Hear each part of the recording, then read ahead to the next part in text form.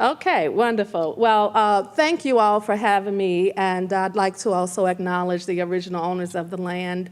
And thank you, Sally, for inviting me to speak here today, and to Charlene for the wonderful hospitality of eating with the Aboriginal members of the Federation. It's been just a wonderful opportunity to be here. I'm going to talk a little bit about what it looks like on the ground for our families. I am a public school parent. My son attends a charter school in New Orleans. And as soon as I figure out how to operate this, here we go.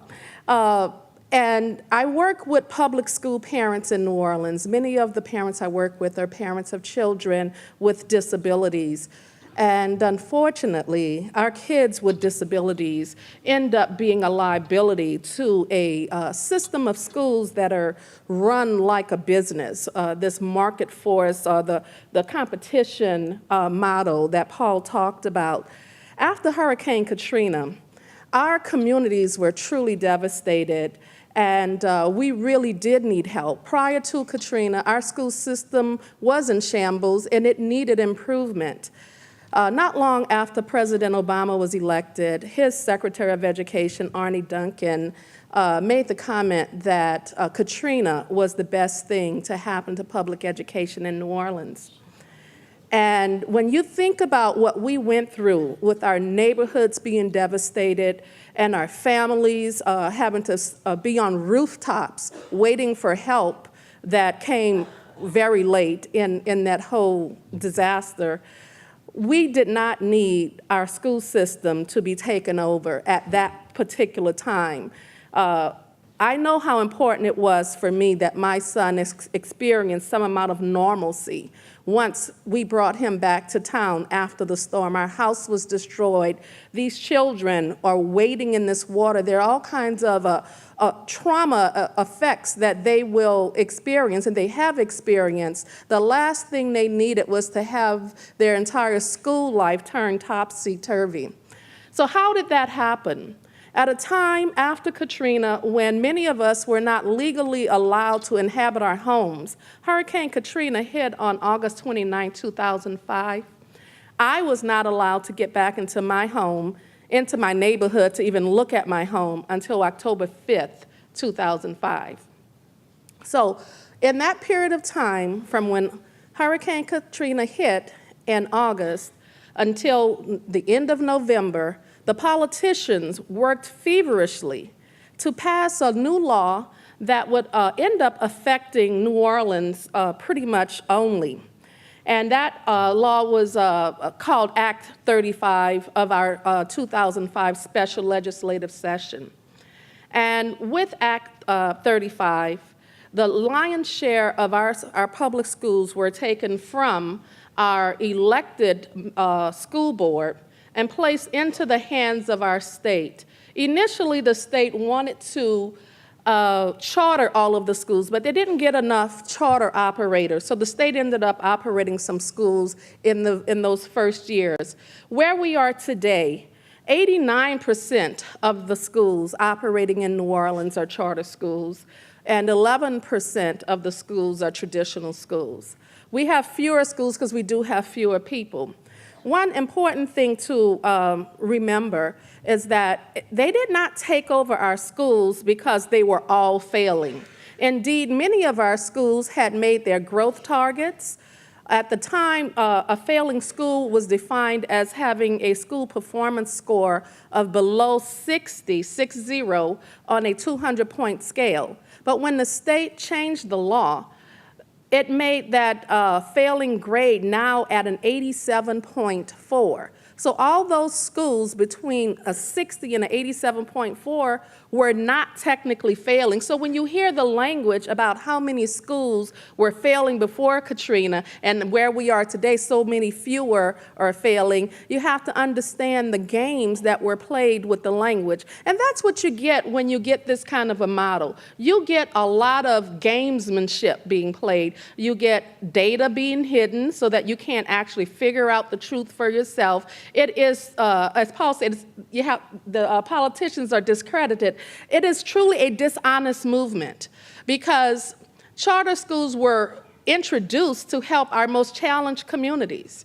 In New Zealand, we talk about the Maori and Pacifica. In New Orleans, we're talking about African American and Latina families all over the United States. And I would expect here we would be talking about the Aboriginal communities. Those communities were traditionally not served well by the traditional system. So as parents, we are perfect predators. We're open to hearing about new ideas, but that also leaves us open to scam artists. And that's what I really do consider many of the charter operators to be, especially Michael Feinberg from KIPP. I had the opportunity to debate him a few times in New Zealand last September. And these schools do not see our most challenged children, who tend to be the children in these disadvantaged communities. They don't see our children as assets. Truly, our children with special needs or those who have behavior difficulties end up being a liability. And it just becomes disastrous for our families. What charter schools did to New Orleans, it pretty much got rid of a democratic process in public education. Over 7,500 teachers and support staff and school employees lost their jobs right after the biggest disaster in our country's history. At a time when you need to come home and get some normalcy, parents don't have jobs. Our middle class was decimated by the loss of all of these professional employees, with them losing their jobs. There was no such thing as neighborhood schools. Parents did not have the first right of refusal. If your neighborhood school happened to survive, you did not have the first right of refusal. Now you have to compete for a seat in that school in your neighborhood. There was that proliferation of charter schools. We are now busing children all over the city, and many times we're busing them to failing schools. And we are now seeing more school closures. Even some of those nice, brand new, shiny charter schools are being closed. Paul talked about avoiding that choice argument, which is a very smart thing to do, because choice is truly a myth. There really is no choice. I often say it's not choice, it's chance. You have a chance to get your child into one of the handful of decent schools that are in the city once they take away your right, your guaranteed right to a school that your child could walk to. Parents have to now apply in order to have just a school for your child to go to. There is no fallback school. You have to apply to go to a school. You can put down as many as 8 options. I won't even use the word choice. You can't put down 8 choices, because choice would mean to me, I'll put down 8, then I can actually choose to go into one of them. That's not how it works. It's, I think right now there's a raffle bag going around the audience. It's pretty much like a raffle. Your name goes into a hat and they pull your child's name out, if you're lucky. Maybe you'll get your first choice or your second choice, but oftentimes you don't get your first or second choice, especially if you're at one of the grades, like our 8th grade, where children have to pass a test to get into, to move on to the 9th grade. Many parents find that getting into a decent school is very difficult. If you have multiple children, let's say you have 3 children in grades 1 through 5, it's going to be very difficult to get all 3 of them into the same school. That's a disaster for families. It's a disaster, especially when you have children who are very young. And for our parents of children with disabilities, most of the parents I work with, their children have gone to 3 or 4 different schools, and they're still they haven't even gotten to 6th grade yet. Our children are pushed out of schools by these schools' behavior policies. Sometimes the most cruel thing I see happening is that the schools that really don't want children with disabilities will simply not serve them well, so the parent would get frustrated and leave the school. And sadly, that happens. My own child's charter school is a selective admission school. It was a magnet school before Hurricane Katrina, and my son, at 5 years old, had to take a test to get into the school. That was a problem to begin with. After Katrina, when they became a charter school, and I went to re-enroll him into the same school he was in, I found that they were no longer providing transportation. The school leader said to me, "We're a charter school now. We don't have to provide transportation." Although once she became that charter school leader, her salary went from being about $80,000 or $90,000 to $240,000 a year, including a car allowance. She now drives a BMW. I had to file a lawsuit against our school system because they failed to include transportation in the contract for that particular charter school. And when that charter school came up for renewal 5 years later, I'm happy to say because of that action of filing a lawsuit, they made sure transportation was put into the contract.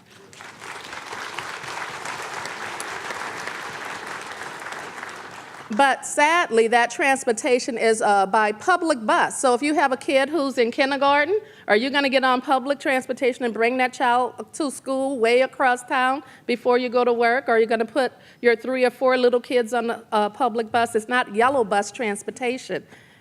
So that really is a challenge. And worse yet, and sadly I experienced this year, this school will kick a child out if their grade point average drops below a 2.0.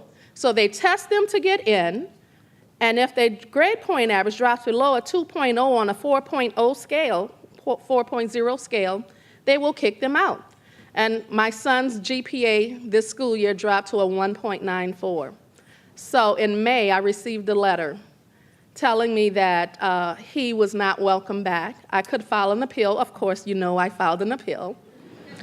But before I filed an appeal, my friend Barbara, who's sitting over there, suggested that I call them and ask, "Are you sure this isn't some kind of mistake? Surely you're not going to kick this kid out you've had since he was 5 years old. Why should another school have to take my son if this is the only school where he's been educated?" But this happens over and over again with this particular school. We have some others that have some retention requirements if the child doesn't meet the grade. I mean, whose choice is this? It seems to me that the schools are choosing which kids they want rather than parents choosing the schools. Many of our schools started out, you would think they took over a failing school. They didn't actually do that, especially in New Orleans, because all of our schools basically started anew after the storm. Many of these schools started with 1 grade level at a time, so they got a chance to build their school from kindergarten to 1st grade to 2nd grade. And sadly, some of those schools that got a chance to build are now closing. Last year, we saw a high school that started with its 9th grade. Before the final class could get to 12th grade, the school had been deemed failing, and it closed. Think about the effect that had on these teenagers who came back from Hurricane Katrina, helped to rebuild their home with their families, and took the chance on this nice, shiny, brand new charter school, only to have it fail before you can graduate. As a senior, many of those students had to find a new school to go to. That's very difficult for a high school student to do. You know the challenges of peer relations for teenagers. Imagine if that were you or if it were your child, having to find a new high school to go to as a high school senior. Worse yet, just this past May, I was working with a group of parents from a charter school that started off building 1 grade at a time. It was co-located on the campus of a school operated by our state. And the state decided, well, we don't want to operate that school anymore. We'll take those little kids, kindergarten through 7th grade, and give them first choice into this charter school that was also on their campus. So those little kids moved over to the charter school. The state shut down the school it operated. This past May, that charter school has now failed. So you have little children who are not yet in 6th grade who may have gone to 3 different schools because now they have to choose another school. And several of the parents were very upset, and they've staged some protests. The school that's pictured here on the picture is a beautiful old school in New Orleans. There were children in that building The school that was there, Thurgood Marshall Middle School, before Katrina, was not a failing school. It was one of the highest performing middle schools. It was just beneath that newly defined 87.4 threshold. The students in that building were pushed out of that building so that a charter school can operate in that building. That's the kind of dishonesty and lack of real caring for children that goes on when this movement is given free rein to operate. This parent, Lakeisha, I met Lakeisha, I guess about 4 or 5 years ago now, when her son was in first grade and his charter school was not working out for him. He's a cute little boy, Darren, and he was rambunctious, reminded me of my own son. And she decided she would try another charter school. She moved Darren to another charter school. It didn't work out. The last charter school she moved him again. Darren is in 6th grade this year, so now I'm talking about 3 moves so far. She moved him again, this time to a KIPP charter school. And that's where I really got to know KIPP and on an intimate level, because we had to go to that school many times to make them do what Darren needed, and they never did. Darren was always in trouble. So in September, Lakeisha decided she'd had enough of this. She moved out of New Orleans.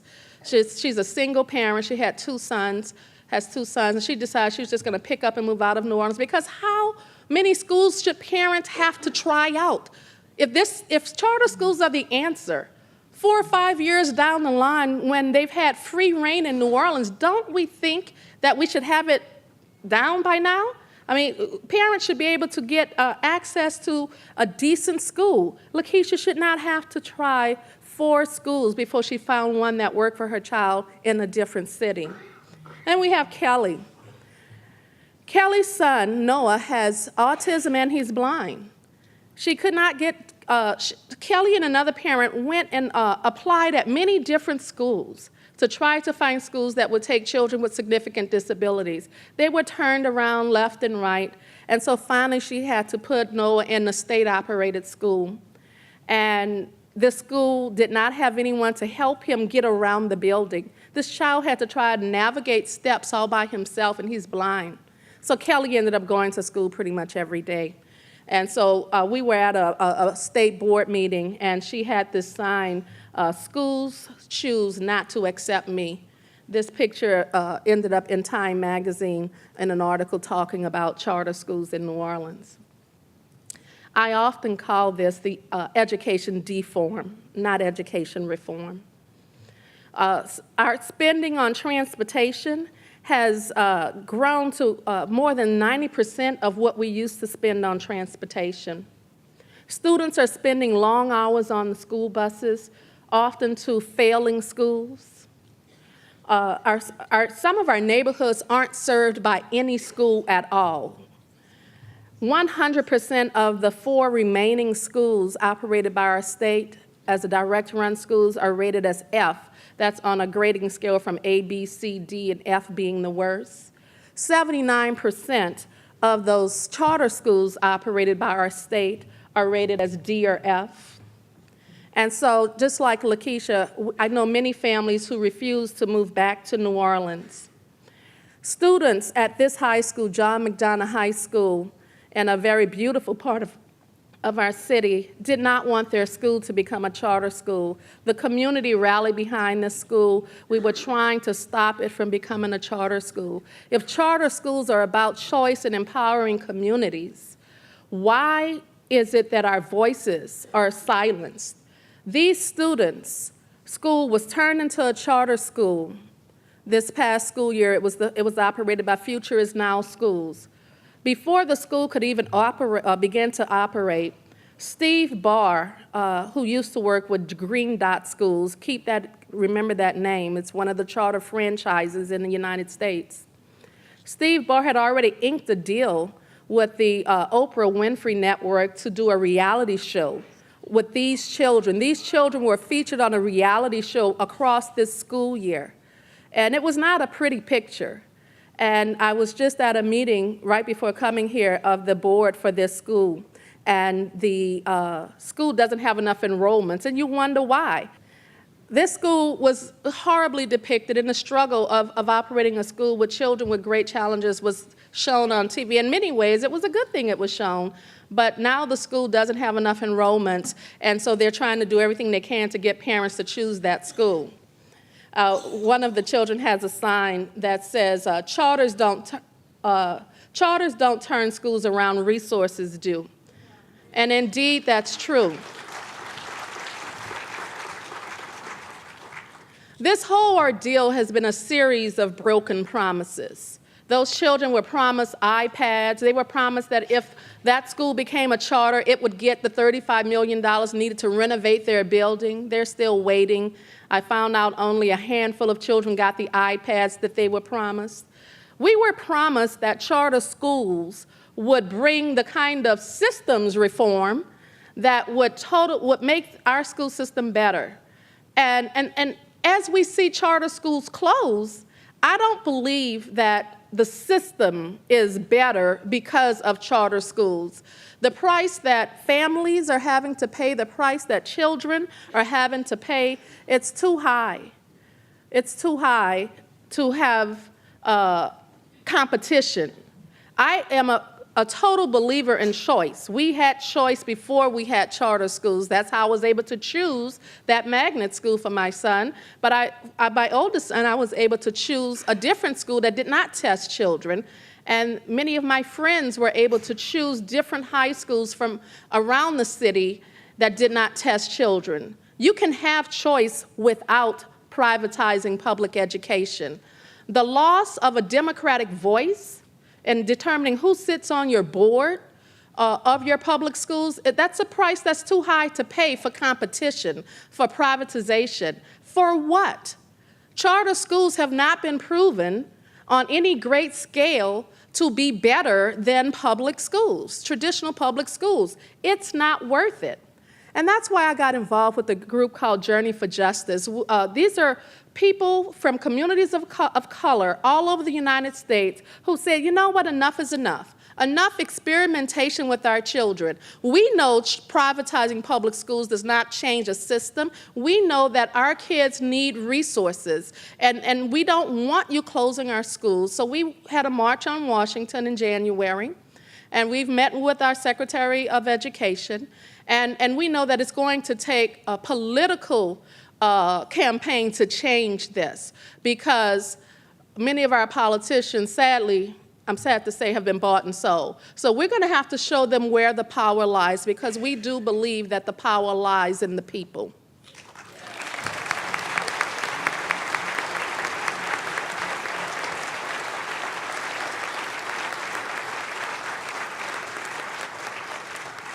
And I was fortunate enough to be on that tour yesterday and to see the rainbow. And while there is no pot of gold at the end of the rainbow, I saw the end of the rainbow. There's no pot of gold, but I am the eternal optimist, and I do believe that with the people, we'll be able to make the change necessary. Thank you.